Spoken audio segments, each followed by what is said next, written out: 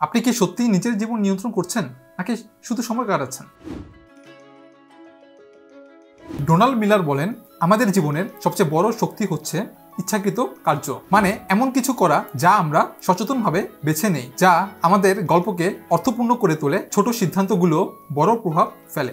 আমাদের অনেকের জীবন যেন অটোমোডে চলে। সকালে ঘুম থেকে উঠি, কাজ করি, খাই, ঘুমাই, কিন্তু গল্প তখনই সুন্দর হয় যখন আমরা নিজেরা সিদ্ধান্ত নেই। আপনি যদি প্রতিদিন একটি ছোট কাজ ইচ্ছা করে করেন, লাইক একটা নতুন অভ্যাস শেখা, কাউকে ভালোভাবে শোনা, কিংবা কোনো দুঃখী মানুষকে হাসানো, এই ছোট ছোট কাজগুলোই একদিন তোমার জীবনকে অনেক অনুপ্রাণিত করে তুলবে। প্রতিদিন ইচ্ছাকৃতভাবে কাজ করা আমাদের জীবনকে আরো অনেক বেশি প্রাণবন্ত এবং আনন্দময় করে তোলে। ইচ্ছাকৃতভাবে বাঁচা মানে শুধু বড় কাজ নয়, ছোট ছোট মুহূর্তের ভেতরেও মিনিং খোঁজা। যখন আপনি সচেতনভাবে কাজ করেন, তখন আপনি হয়ে যান আপনার জীবনের লেখক।